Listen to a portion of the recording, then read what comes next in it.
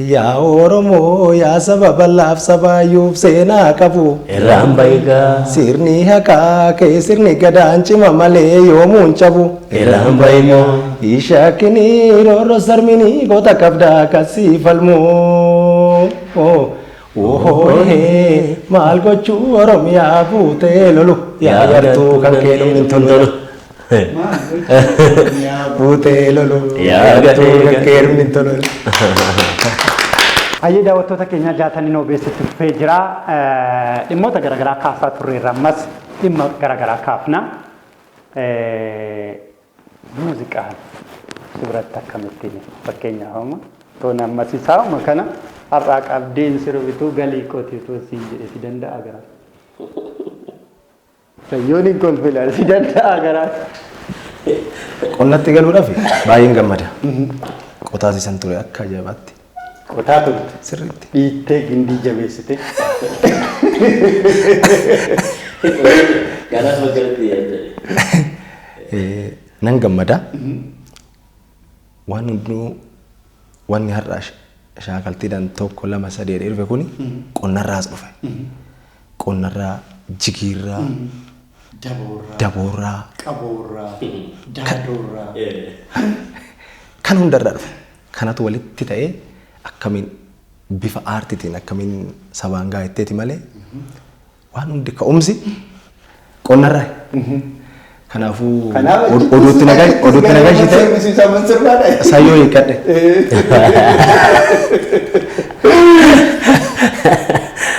Maala sochii gadi galee wallaahi.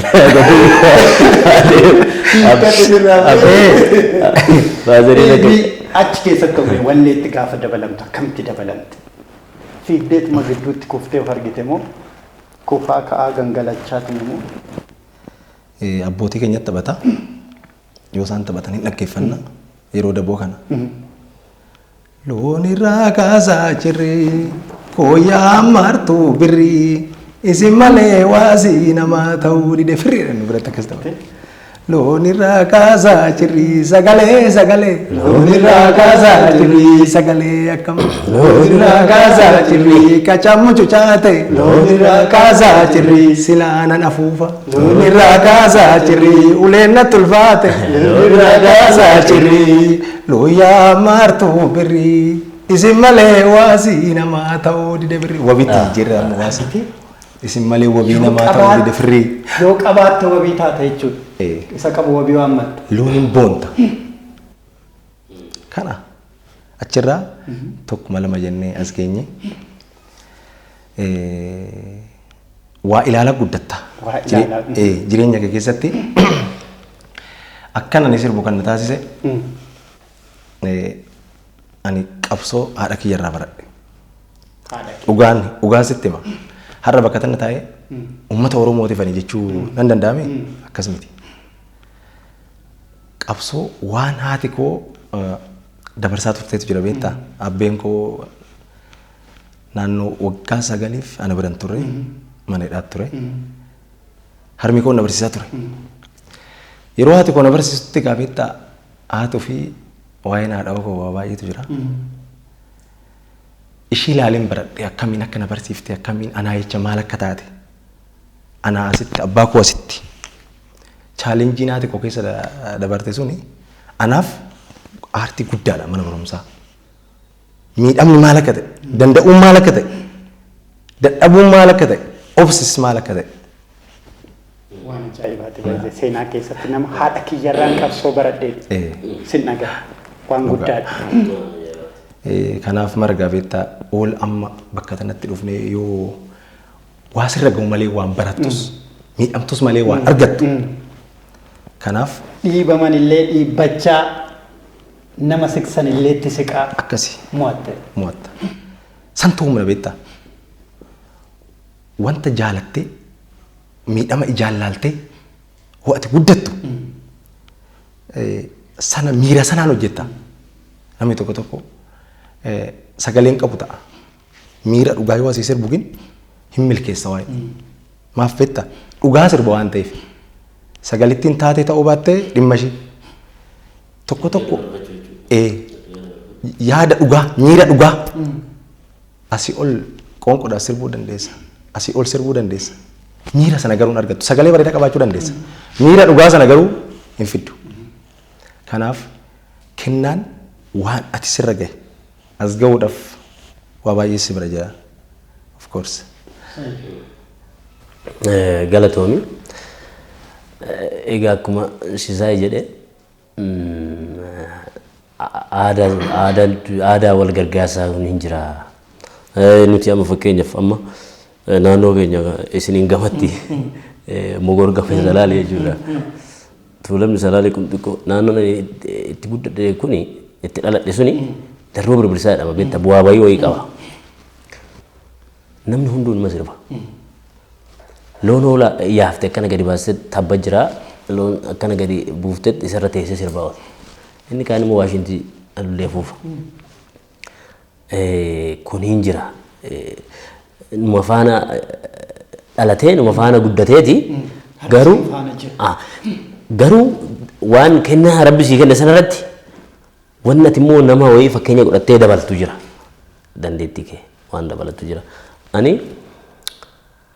kutaa 3 yeroon baradhu biraaziliin kiyya hangafti kiyya tokko guddaadhaan nu hedduu namoota baay'ee jira. Isa teephee pilipsii jedhamtu akkana bitee beekta. Ishii sana daftara itti godhadhee tanan akka namatti wanni abaa kana jijjiiraa oola. Sirba afaan Oromoffaa barre baay'ee hin jiru. Tasa darbee dhufa malee hin jiru. Yeroo barnootaa fa'aa hedduutti isin jedhaniitu wanni kana gadhee sirba sagalee balleessaniiti. Amma ishii kana gaafa baadhee deemu sirba sayyoo kana faanatti dhufaa. Zaruu Wadaajoo fa'aa. Daawwitee fa'aa Daagin fa'aa keessattuu sirba sayyoo kana baay'ee beektaa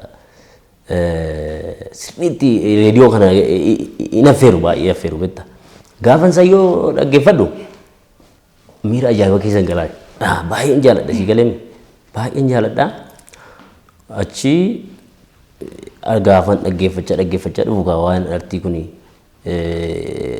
waan eegaa waan dur sana keessa jiruu fi jaalachaa dhufee haala kamiin immoo akkanatti istiidiyoon kun kan hin beeknu yeroo itti sana.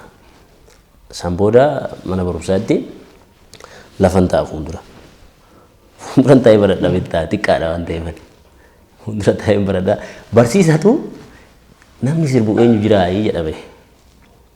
Achiin harkaan baase ka'ii sirbinaan jedhe. Yaa shirri boolera, yaa shirri boolera, yaa shirri boolera, maana maararta gooderra jedhatan sirbe si gale fuulduratti bahe achi ati as taa'uun qabdu darbi dubbatti teessoo dargee hamlee laatee wanni sunu si gale achi Deessan kennameen duraan lafa taa'aa dhagaa teessoo naa kenne barsiisichi namni hojjete akkasi. si gale hamleen Ajaa'iba. Kabajamta jechuudha. Inni ajaa'ibe tananii gammadeen san booda barsiisicha jechuudha. Iskirbiittuu qalama naa kenna daftara naa kenna nan sirbaa fale mana barumsaatti nan sirbaa sanumarraan ka'een gara magaalaatti immoo Gabra Gurraacha gaafa dhagu awusoo tokkotu achi jira. Awusoo sun ammallee jira ta'ee hin beeku bakkalcha barii jedhama beektaa. Sirbu isaan waashintii qabu muuziqaa waan aadaa dibbee aadaa kana fayyadamanii sirbu isaan bira dhaqee isaanumarraa isaa wajjin taa'ee osuma akkas jedhu warroonni immoo dursanii gara albama fa'aa walitti baasantu jiranii beektaa. Isaan arguu qabe. Isaan mari'adhee tanan isaan gararra fidanii. Maaluma qaba ofitti na dabaltan. Gararra fidaniiti achi dhufee tanan asitti san booda maalan godhe Finfinnee dhufeeni istiidiyoo kana argee tanan maal jedhee isa suma wanni hin jenne lallaalee tuman dhaqee sabbatatti hiriyaan kiyya tokko sabbata jira. Sabbata kana isa bira inni immoo kootti as jira gumii ajaa'ibaa jira gumii wayii jira beekta gumii ciccimoo ijoollee ciccimoo baay'ee achi keessa ammallee abarraan daalafa achi keessa jiraniyyuu warroonni kaan immoo bulchaa gandaati amma achumatti ijoollee ciccimoo shubbistoonni achi keessa baay'eetu jijjiiranii gazeetu leenjisaa yoo ta'an isaan biraan annaqee sana booda abarraa tolasaa jedhama kiboordisiidha yeroo mara na laale fedhii kiyya fedhiin ani artiidha qabu waan argeef jarri kaan warri dura achi keessa jiranii isaan dura waan keessa turaniif agas mara miti artii kanatti ani akka malee innis waan baay'ee jaalatuuf kottatiin baata waan ta'eef ati ba'uu qabda kottu naan jedha beekta sirboota sayyoo kana hunda na qo'achiisa sirboota waan dhaabbitoon na qo'achiisa maal jedha osuma kana jedhuuniin xiqqoo aarra sanarraan ka'ee bakka tana ga'ee ganaa nu afamu ganaa jalqaba inkaaf namee inumayyuu fakkeenyaaf waan yeroo har'aara jiru kan ammoo maaltu fakkeenyaaf amma warri televiziyoonii kanaan isin daawwachaa jiran nu daawwachaa jiran dhaloonni baay'een boruu akkasis ta'u boruu akkasayyoo ta'u ijoolleen hawwan baay'eetu jiru dhamaatiin isin keessa dabartan kun immoo isaaniif barnoota jechuudha warra akka namaa ta'uu barbaaduuf waan ati keessa dabartetu murteessaadha jechuudha. Yoo san fakkeenyaaf nama waanuma mudannoo kiyyan isinitti ma'anii amma yuunivarsiitii Finfinnee galuutti weellisuma akkana beekamaa wayii argeen beeku. Gaafan yuunivarsiitii kana yuunivarsiitii Finfinnee galeen guyyaa tokko naannoo Goorgis kana osoo deemaa jiru Taaddalaa Gammachuu kanan arge. Mana suufii wayiitii ba'aa gaafan Taaddalaa argu ani waaqa jecha miira yeroo san jecha Taaddalumaayii kuni nan sodaadhe moosumayyuu dhaqee dubbisuu laal ani walleen jaaladha dhaqee tuma ali Taaddalaa sin jaaladha itti machuu sodaadheen Taaddalaan yaadayyuu nan beeku ani immoo san beeku bira darbe achi hamma guyyaa har'aatti lafan Taaddalaatti arge gaafan ga'u sana yaada gaaf sanaa sammuu kiyya keessa jira. So namni waan fakkeeffatu dhamaatii jireenyaa keessatti waan dabarsu qaba waan muuxannoo qaba. Mee osoo dhumarratti yoo waan kaafnu fakkeenyaaf amma har'a maal barachuu qabu ijoollee fakkeenyaaf amma isin kaleessa adeeroorraa sayyoorraa namoota kaanirraa barattanii har'a immoo iddoo isaan dhaabatan kana dhaabattanii jaalattanis jibbitanis boru bakka ani isinuma jira. Bakka sayyoos bakka namoota kaanis bakka zariuunis bakka umaris bakka muktaaris isinuma jira jechuudha. Kanaaf mee maaltu isinirraa baratama isiniin immoo ijoolleen har'a jiran kun maal isinirraa baratu namuusa moo waa hubatanii ilaaluudha moo waan arganiif bakka kennuudha moo walleetti cechanii amma dhumaatti wajjin kufuudha moo maaltu isinirraa baratama? Eeyyega margaa koo bartee waa tokkotti dhamaatu malee wanti dhufu hin jiru.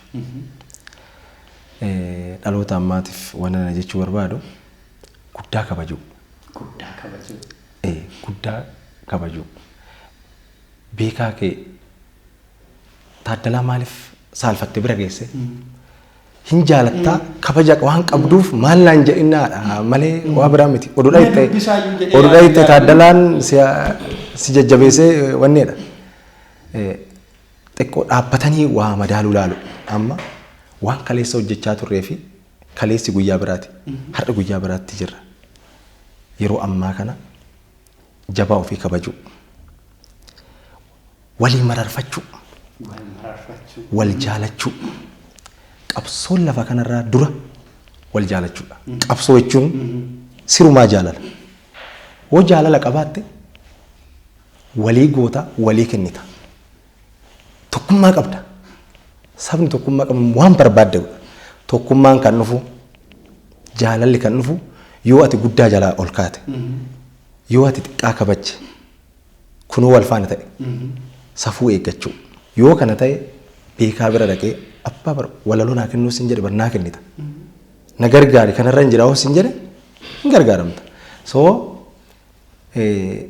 namoota ofii kabaja laachuufi akkuma waanuma qilleessi bichaan callisee bubbisuuf otoo hin taane waa dhaabbadhuuti hirreegdu si galee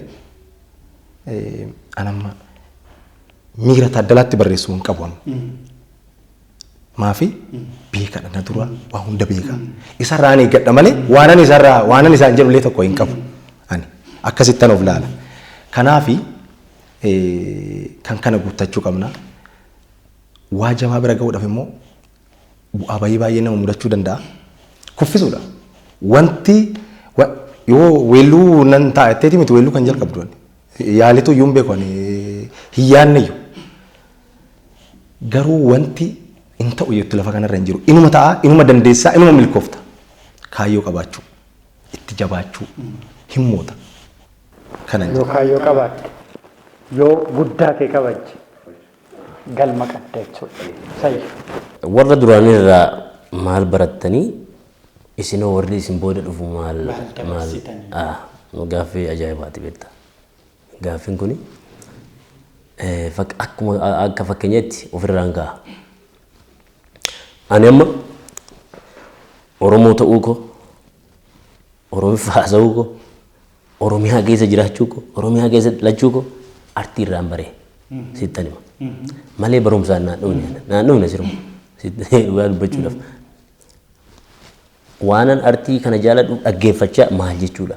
Gaafa Oromiyaa biyya abbaa gadaa biyya koo mallattoon kee yoomuu hin jiddu qoodan kee nobsinii walii hin taane biyya keenya irraa deema akka biddaa fi cidhiiti biyya keenya irraa deema daandii dooftanii qajeela biyya keenya irraa deema yoo diddan qawweessina leela biyya keenya irraa deema Oromiyaan biyya keenya ilaali jechoota kana argite kana gaafa dhaga'u dhugaa dubbachuudhaaf Oromoo ta'uu koo Oromiyaa maal akka taate sabaaf maal akka hojjetan maaltu sarraa barbaachisa maaliif kana jedhee artii kanarraan bare kuni warra nu fuulduraa sanarraa barree jechuudha.